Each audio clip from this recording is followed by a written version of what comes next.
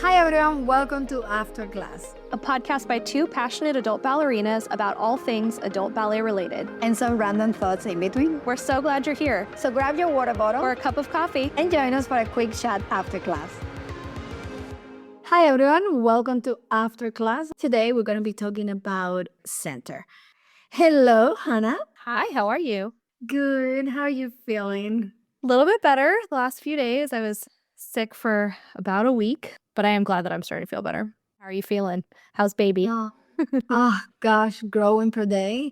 I feel my belly like stretching and sometimes I'm fine. Like early in the morning, I wake up, I'm like, oh, good. I feel like nothing is happening. And then as soon as I start moving, now I'm like running out of breath quite easily, even if I'm just sitting talking to you in a microphone, but feeling good. So today we have a really good topic, which I think a lot of beginner dancers, adult dancers, or even if you've been doing ballet for a while, I think it's something that a lot of people will relate to. What do you think, Hannah? Yeah.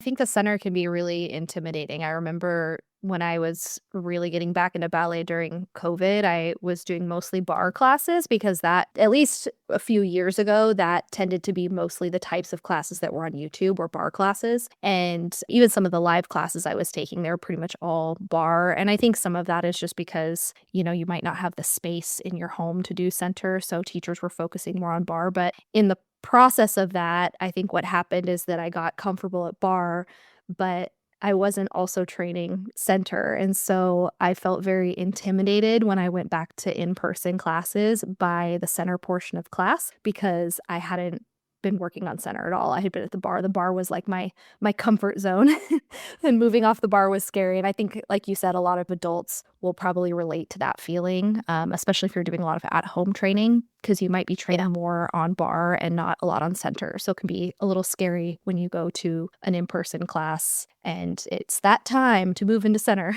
Yeah, it can be a little bit overwhelming after, like, I remember when I was a child, I used to be, like, my teachers used to call me, oh, you are a bar girl. I would just shine on the bar, and that was up to I was 11 or 12. I felt so confident that every time I went to the center, which is like, oh, no, I'm going to freak out now because my teachers keep telling me I'm a bar girl. And I was just like, oh, I don't feel comfortable with center. But the reality is, you're doing ballet because you want to dance a little bit. And the only way to dance a little bit, it's most of the times without a ballet bar.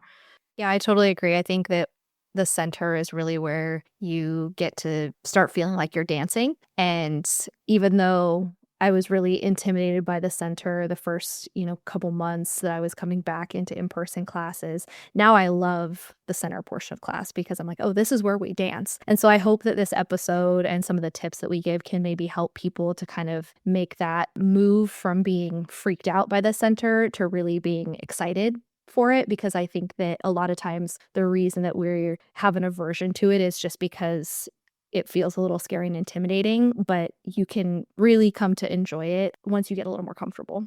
Yeah, definitely. This is where your entire work at the bar meets the reality.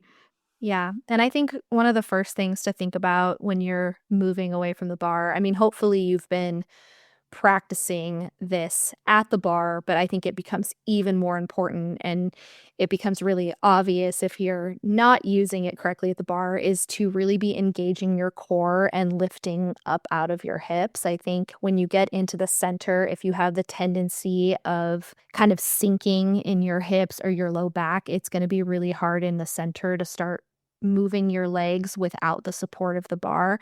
So I find that for me, thinking about engaging my core and really lifting up is kind of the foundational things that I keep in mind coming into center. And when I'm thinking about those two things, it's kind of the basis for doing any sort of center movement. Exactly. And as you said, I hope everyone be doing this since the bar class. Because also remember, the bar is there to support you, not there to catch all your weight. So it's just for support, it's just for reference, for you to help yourself to find that balance, that control. So if you master that, then you're able to come to center and then focus slowly. Once you are lifted, encouraging that core engagement, then you can definitely focus on that coordination and more a little bit of a dancing part of it. But yeah, definitely that's a great tip. And like I would say, in the technical side of center work, number one is that working on lifting, elongating the whole time. And that's going to translate back to all your point work if you start doing point work one day. So what do you think for the next tip when you're starting to work in the center portion of class? I will say feel free to modify any movement when needed. Anything.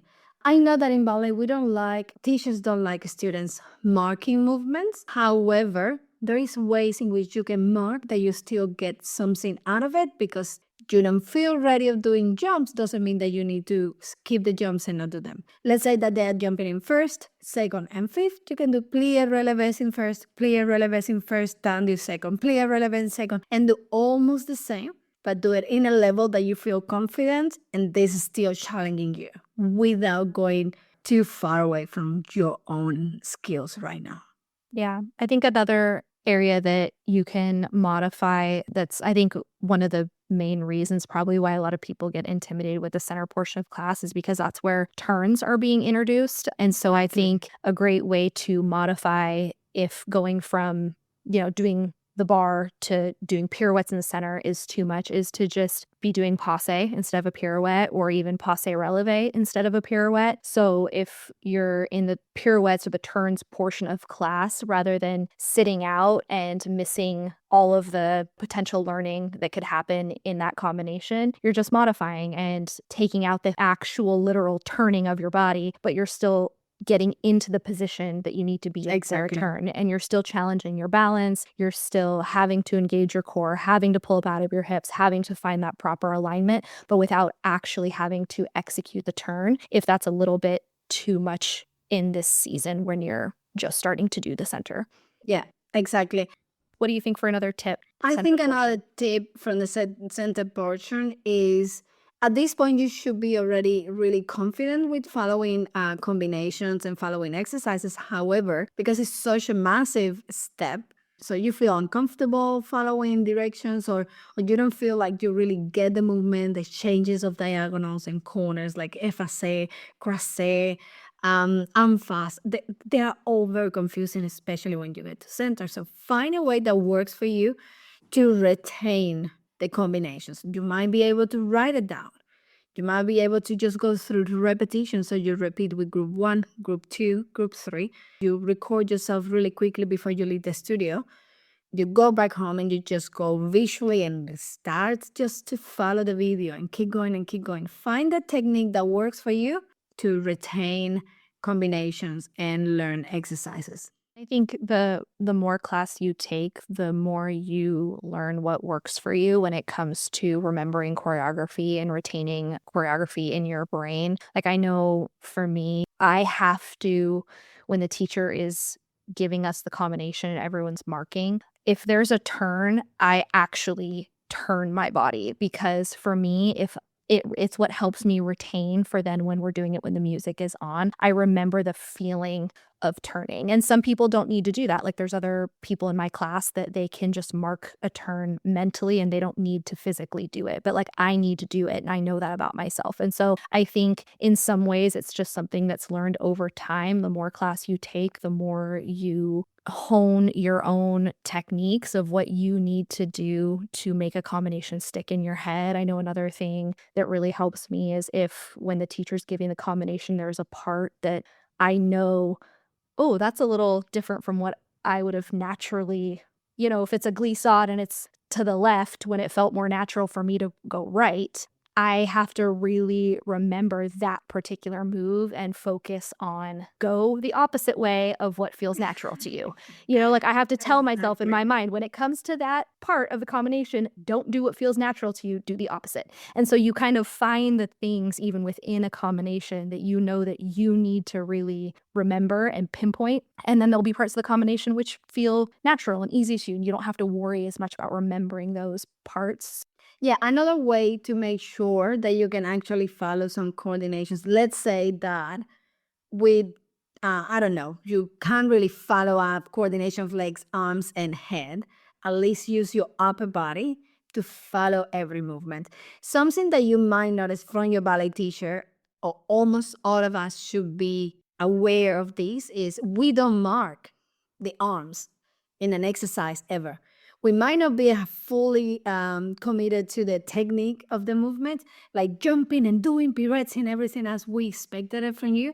But a good ballet teacher will never ever mark the arms and just pass through and keep going. So if we don't do it yourself either. Because probably by doing your enalongiata, pesquena, longe, whatever else, fifth position, that will create slowly that muscle memory that at the moment is not fully coordinated, but it will come up to you at some point. So use your upper body to start fully marking everything until your legs can receive the signal. Yeah, I agree. I think that really helps when it comes time to actually do it with music. If you took the opportunity when you were marking to really engage your upper body and really go for it with the arms, then doing it with music isn't as big of a jump because Yeah. you already did the arm portion, so I totally agree with that. So what about tips for just the spatial awareness aspect and the etiquette that kind of comes with that? Because I think that's another part that can feel really intimidating to people. Yeah, well, that one is really important, especially if you're going into center class, in-person classes for first time. Like online is not too important, but once you're in a in-person classes, they are extremely important. One of them is finding what we call in ballet classes windows. And that means like most of the time in a center class, we are facing the mirror and there will be, we don't all fit in the same line. So there will be the row one, row two, row three. So if you are in the second row, you don't go straight behind the girl or the person that is in front of you. You'd rather try to find a window between that person and the next one so you can see yourself, you can see the teacher, and the teacher can see you as well. So that's number one. Don't hide. Or if you want to hide, go all the way to the back, but still make sure that you can find a little bit of a window and a space for you to be able to follow the teacher, see yourself in the mirror. And also, that's important because of a spacing, which is the next step. Yeah, and I think with the windows too, I think we talked about this maybe on our etiquette episode, but Yeah. being aware of the person behind you. Like, I kind of like to think of it, and I feel like this was maybe something I was taught when I was younger, that you're kind of responsible for the person behind you to some degree, and that you're making sure that you're not standing in front of them, or even as the combination is happening, you're aware that you're not kind of slowly drifting into a position of blocking them. Because if everyone's kind of looking out for the person behind them, it has kind of a domino effect where everyone gets to kind of maintain their little window and their spacing, like you said, which becomes very important, especially once you start doing things like développé and penché and other movements where you're extending your leg. That spacing element becomes a safety hazard.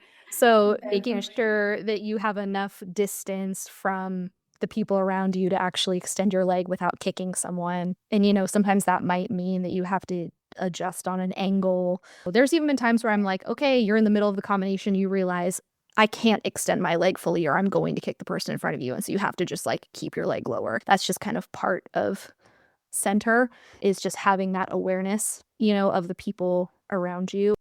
Definitely. Something else that we could have mentioned a little bit higher on the podcast is stay engaged during corrections. Or if the teacher is showing the movements for first time, or we're going over this exercise for first time, don't just sit back and look at it. That's typically our natural reaction. You just want to take it everything in. So you just sit back and you just look and look and look and look. But the reality is you're not getting anything just by looking. The etiquette in ballet will be you don't know what's happening, but you know that the teacher put the arm in fifth, turned it forward, did a plie, open the arm, and whatever. Just try to follow as much as you can because in ballet, we need to create that muscle memory.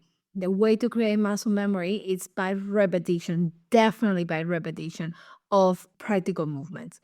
So Mhm. try to stay engaged. And that also tells the teacher that you're paying attention rather than sitting back and looking to us the way we are taught for for you just being looking, it doesn't mean to us like you're really doing much. Yeah. And it doesn't help you. I think it doesn't help you. Yeah. I think it's really important too, because I think this is something that's kind of specific to ballet etiquette, but even if the correction isn't for you or it's not directed at you, still being very engaged and listening to that feedback and then also trying to apply it in the moment. You know, if the teacher's talking about at this point, so and so, you really need to be going into a deeper plie before you do your passe releve. And, you know, that student is trying and showing it. You should also be trying that and demonstrating that you are taking that in, because I also think that's a way to I think we may have even talked about this on the episode of when you're wanting to accelerate your own progress. That's a great way to do it, is to take every correction as your own in a sense, and being open and receptive and not just waiting for a teacher to direct a correction at you specifically, but hearing the other feedback that people are getting and checking in with yourself if that's something that you also need to apply. So, and again, like you said, it's part of respect for even just the teacher speaking, is that you're showing an active interest in what's being said rather than just looking kind of checked out and disinterested. So that's definitely something that is ballet etiquette. And if you're, you know, if you've been training since you were a kid, that's something that you're taught, you know, since you're younger in class. But if you're just starting as an adult, you may not know that. You may think like the teacher's talking to someone else. Like, what does it matter if I'm paying attention? But that is a big part of etiquette. Yeah, and not turning your back to a teacher fits in here, and at the same time, it's part of ballet etiquette. Let's say that your water is right at the end because you didn't put it on the side close to you, is right at the back. Try to find a way to, rather than walking from the center of the classroom all the way to the end, giving back to the teacher, try to leave the actual center of the studio, the classroom, and go around the bars. Just go around the bar, outside, and all the way to the back. And that's another one that when you train as a child that you learn. Like, I was taught that you never turn your back on the teacher in class at all, which I think some people might think, "Oh my gosh, that's, you know, so old school and so stupid." But I don't know.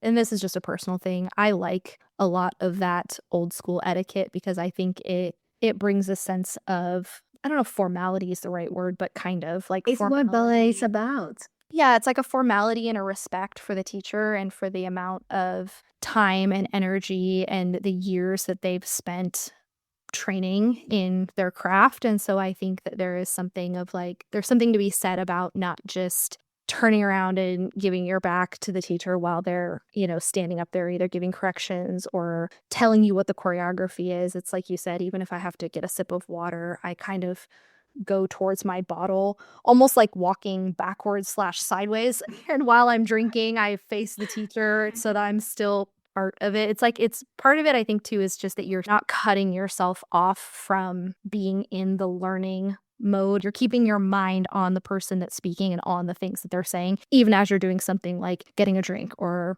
going to wipe, you know, sweat off of you, which happens, you know? But it's true. Like if let's say that you are at home and your grandma for some reason has all the grandkids, and grandma is like, "Oh, I bought a house today. I don't know, some news. Oh, my garden is finally flourishing and blah blah blah." And you just decided out of the blue, grandma giving all this great information about her garden, you decided to run to the kitchen and drink water. The entire family for sure would be like, wait a minute, grandma is just telling about the garden. It's not important or whatever. It's not specifically to you, but it's still something that happened with the entire family. It's a family thing. Why did you just run out of the blue to drink water and give back to everyone? So it's exactly the same in the ballet class. I can't see it like that. So I will say, make sure that you notice that you did right and celebrate those little small wins. Don't just make it all about, oh my god, it was a disaster, this was hard, it was difficult. Now be very mindful that center work is a massive step up. Mhm. It's difficult. It's a lot of coordination, stability. It's a lot of mindset. Am I ready to do it? Yes, you're ready to do it. Go to your own level. It's finding that where your level is, where are you at? It's making sure that You do everything within your own level without challenging yourself too much, but without leaving things behind. Like, oh, I could have done that. Why didn't I do it? And just make sure that you are very kind to yourself. Not many people are able physically or mentally to do a ballet center. You have the opportunity and you were able to do it. So celebrate the little bits that you did today and work towards to be better tomorrow. I think we almost don't acknowledge enough how big the jump from bar to center really is. And I think sometimes beginners, like I know I felt this way, I almost felt a little bit, I don't know, like stupid or something because of how hard it was for me to start transitioning into center and working on center. Like you almost kind of beat yourself up of like, but I've been doing all this bar work. Like this should be easier. Why is this so difficult? I don't understand. Like I should be better than this. But I think it's really important to acknowledge, like you said, it is a big jump. And it's not just that you don't have the bar anymore, although that in and of itself is a really big deal. It's also all the other things we were talking about of that you're now having to mentally manage a lot more things. You're managing how am I standing to the person next to me? I don't want to kick them in the face. Which direction are we turning? Because the thing about the bar is there's not a lot of direction changes. And most of the time you're working one side of your body at a time. And when you move to center, you're introducing changes of direction and you're introducing working both sides of your body at once. So in a way, you're almost doubling the things you have to think about because at the bar, one of your arms is on the bar. So you're not really having to think about what it's doing. But then you move to center and now you're having to start thinking about that arm. And so I think just like you said, being kind to yourself and not beating yourself up of like, why is this so difficult? Because it is difficult. Yeah. And there's a lot more variables you're introducing. There's a lot more things you're having to think about. So don't feel bad if it feels really hard. Exactly. So just keep in mind, center work is all about technique, but it's also about artistry and understanding the studio's environment. So once you get to the center class, think about that.